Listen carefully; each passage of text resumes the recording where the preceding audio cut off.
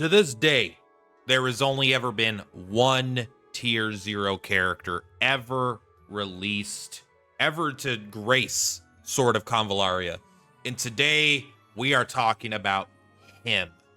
And that is none other than the strongest character on my account here at over 3,000 power, Guzman. That's right. It's time to go over a Guzman build. He's at 3,047 power, absolutely destroying this 3,046 power. So August honestly has pretty much nothing going for him at this point. This is not his right item.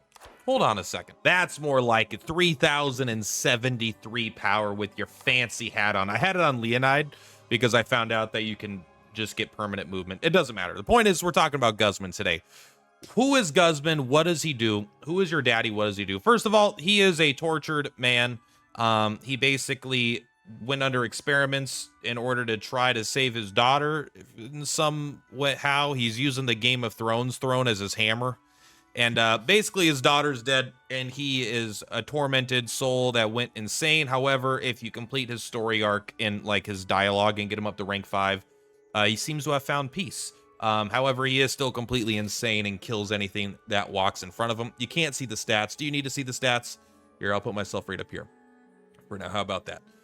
So what does he actually do? What's his trait? His trait is one of the more underwhelming ones in the game. However, it is not super bad. It is just a bit underwhelming.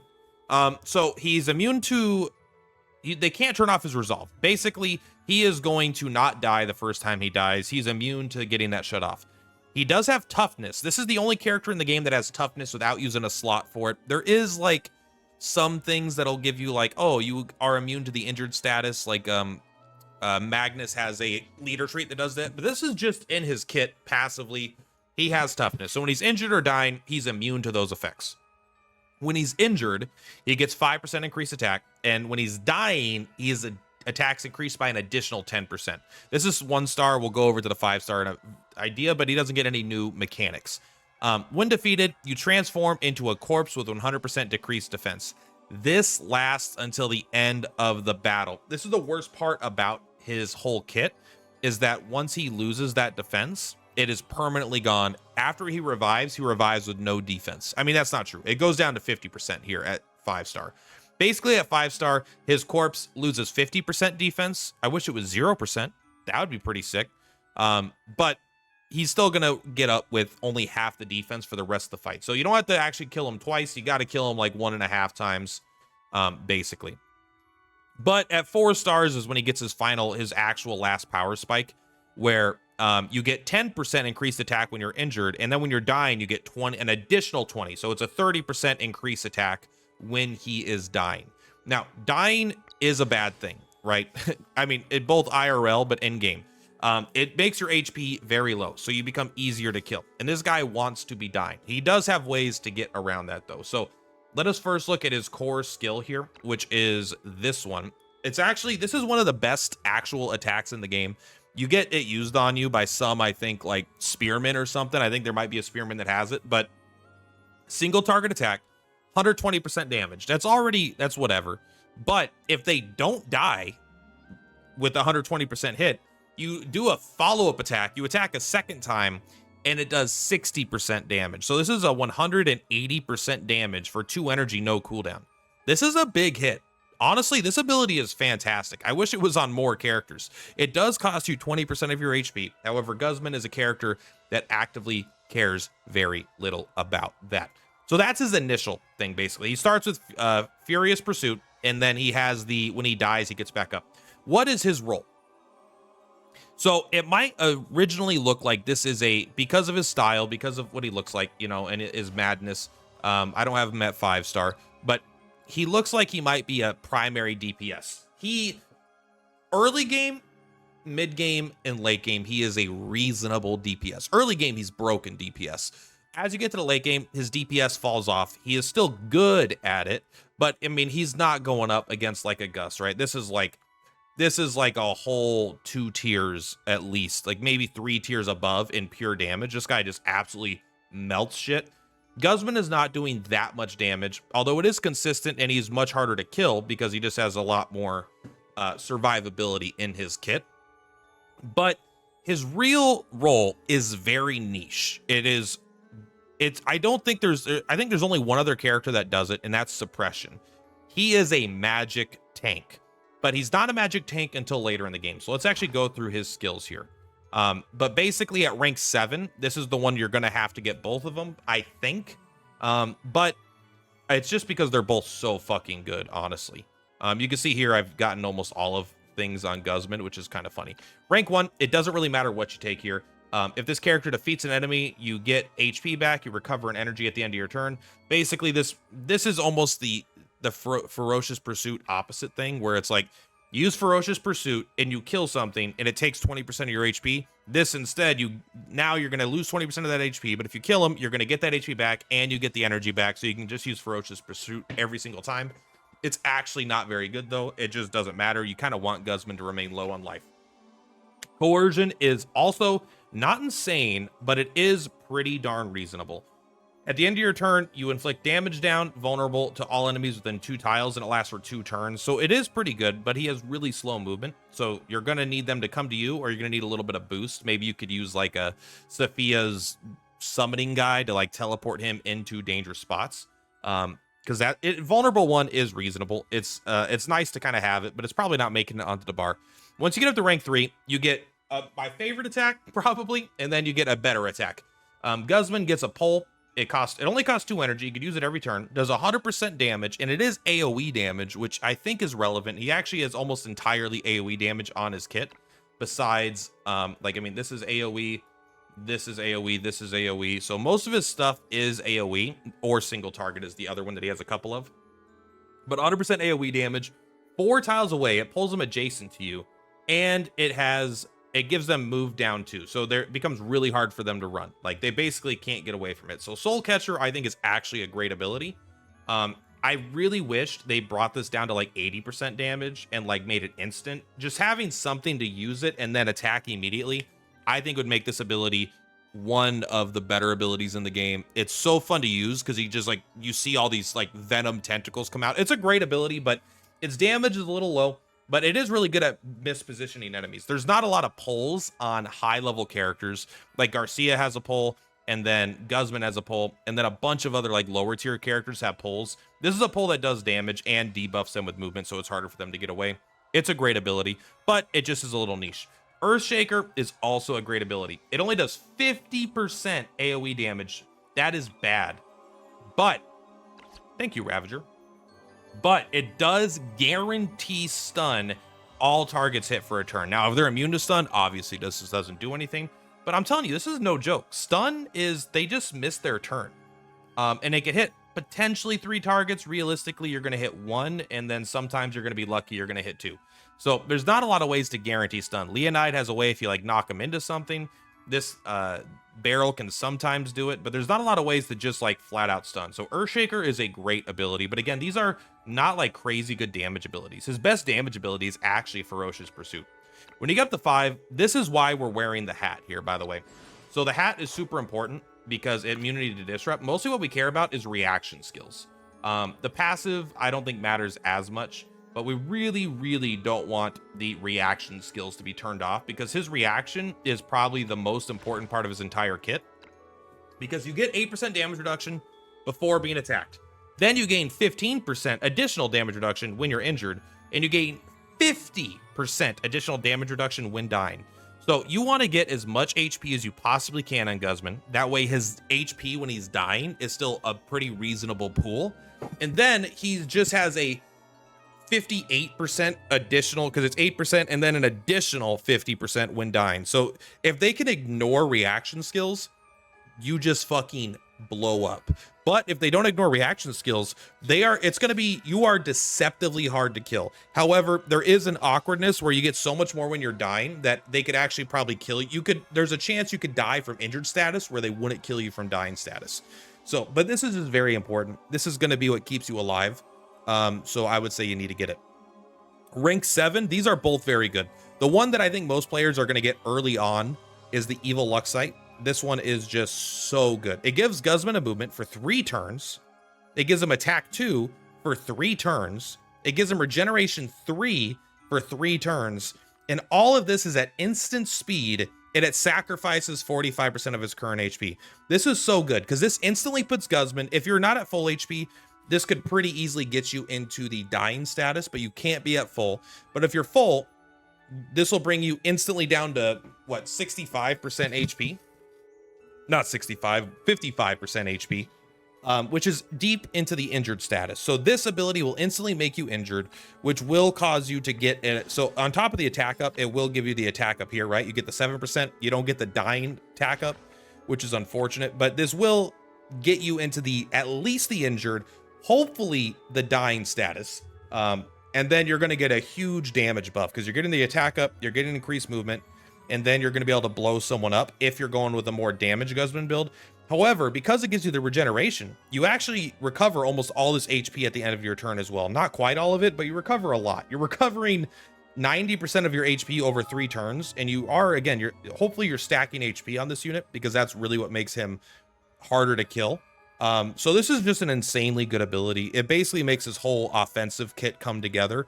However, this isn't really what he excels at now that we're further into the game.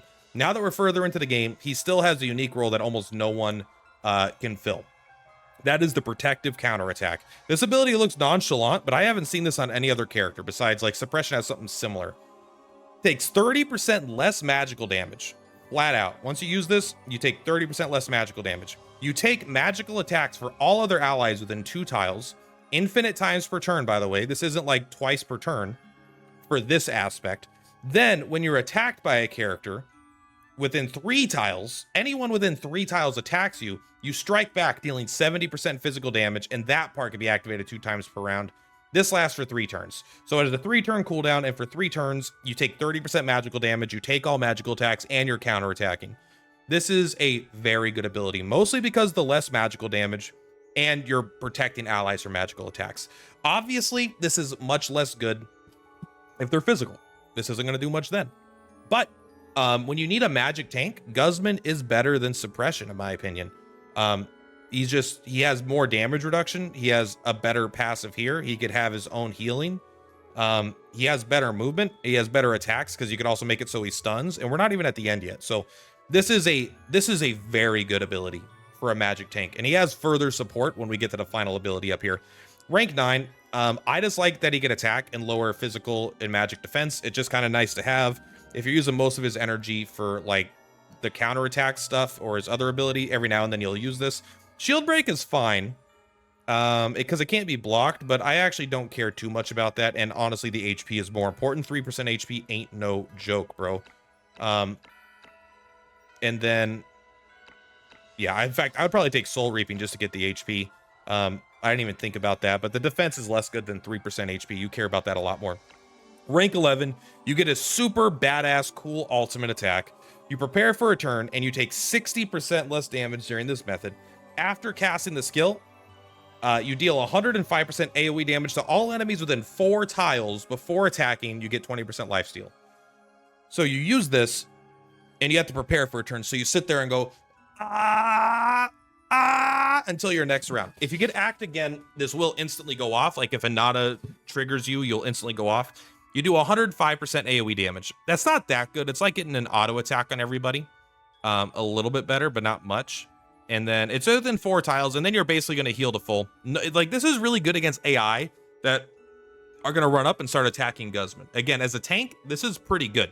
60% less damage. If they all just wail into you as hard as they can, you're going to be fine because you're taking so much less damage. And the closer you get to death, the higher your attack gets, the more damage reduction you get. Is really hard to kill you while you're using this.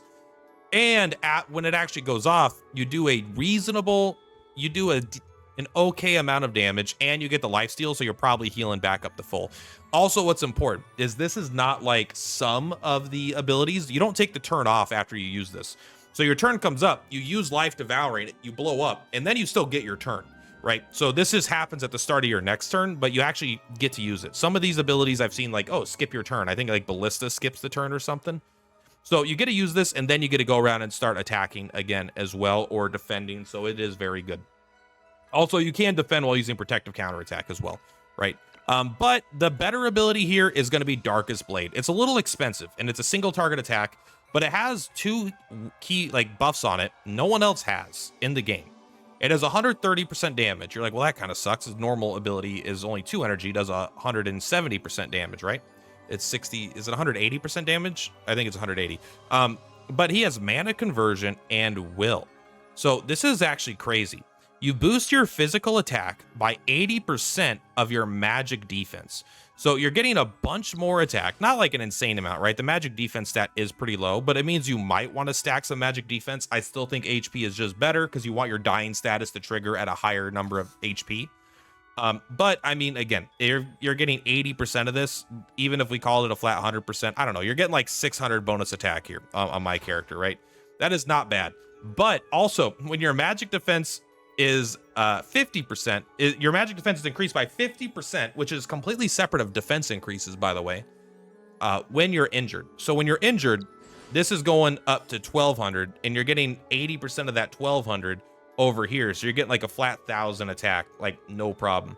And like while you're doing that, also, again, the reason why this is good is not because it gives you a bunch of attack. It is good because it is still doing decent damage. But when you're injured, your magic defense going up by 50%, then you can get a buff that gives you more magic defense, and you're getting this magical damage debuff.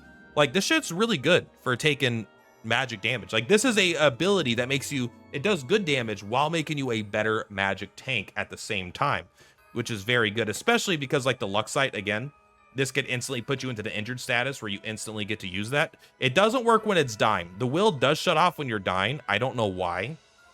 I wish it didn't. But if you go into dying status, the magic defense of this shuts off, so it's a little bit of a non-bow. But when you are dying, again, you get the other passive, 50% damage reduction here. So in a way, you're kind of like still just as tanky, if not more tanky still. So, I mean, that is his thing. He is a magic tank. He doesn't look like a magic tank. He doesn't read like a magic tank, I think, at first. But really, Protective Counterattack, Darkest Blade are great abilities. And then also, using the Evil Luxite is really good, especially when you're combining it with, I wouldn't use Lives Devouring that much outside of an AI fight where you're running them into a spot. It's like you kind of use them like you use Sophia. You run Sophia out and she's guaranteed to dodge and counterattack. He can kind of do that as well, except he tanks the hit and then counterattacks once. Probably weaker at that, if I'm being honest, but it is something to use. But I would either go with the Protective Counterattack, Darkest Blade, and Luxite Infestation, because it's great for healing. Or if you don't want him to tank at all, you just want him to damage, you go Furious Pursuit, and you probably run Earthshaker, because Earthshaker is good for control, or use Soul Catcher, because it is also good there. And at the very final one, you could use Coercion, if you really are just going to go classic, like early game Guzman, like I always did, where you just use Luxite, Ferocious Pursuit, Soul Catcher. You could also just run Coercion because it'll make your damage go up a little bit higher. But that is basically the build there for the skills. Let's take a look at the weapons we use. They're pretty obvious, but we're going to use them. I like that one here. I like this one here, and I like this one here. That's how I like it. So he is a Brutal Axe main. That is his main goal. Increases your HP by 10%. He wants as much HP as possible. When attacking, if the enemy's HP percentage is higher than yours, you get to ignore 40% defense. So he always gets to ignore 40% defense. This is no joke. It's very, very, very good. Ignoring defense is a huge buff. He doesn't have like as much attack as like some of these characters, like not even close. So against most even level things, he's not going to do as much damage, but he could really catch up. Like if you've seen Barrel dealing damage to big bosses, he can catch up in damage to these big bosses because he's always at a lower HP percentage and he gets his ignored defense. I am using double Pentacle Resonance. When injured, you get damage and damage take is decreased by 5%. When you're dying, again, you just 10 and 10. It just, right, this is literally Guzman 101. It's basically his own trait again. The reason I'm using the hat is so that they can't turn off our reaction. Again, that is probably the best one here that I would use. Again, you can see here, I got 16% HP, 16% HP. I'm going big HP percents. You could also use something else, like you could use the HP and Strike Back because this does give him Strike Back abilities. In fact, I would use this if it wasn't for the fact that I was more scared of getting my reaction shut off, because you could just get one shot much easier then. Also, the Fool's Naivete. This is the one I'm using here. I'm not using a really good one. I am just giving him one that gives him some bonus magic defense. and he's getting the 10%. Mostly because this is really good, because if your max HP is greater than the target, you get to deal more damage. But the bonus effect is if your HP percentage is greater than the target's, which is just not what we're doing. We're not going to have a higher HP percentage. But overall, I do like this one quite a bit. You could also go for the damage reduction, but I feel like at this point, there's so many stacking damage reductions, you're not actually going to be getting that much out of it. They're not additive, right? You don't go 50 plus 20 is 70 plus 20 is 90, and now you're at 100% damage reduction. That's just not how it works. All right, we're not going to do a gameplay demonstration. 2 reasons. 1, I've already shown off his animations at some point in the past in an older video. 2, there's not a lot of good testing stages, and we're at the point of the game where his damage is just not going to look that impressive compared to characters like a Gus that you've seen, right?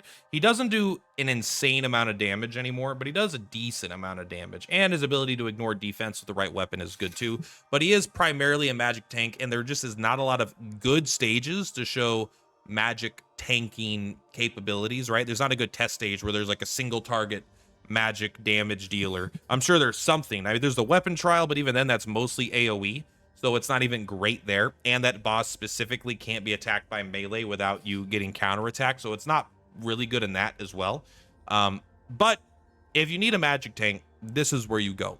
All right, that's that. Anyway, much love. Purplatypus is Purplatypus. 5-heart Guzman for 5-heart Guzman for life. See you on the flip-flops. Bye! Guzman stands on the battleground. His power shakes the earth around.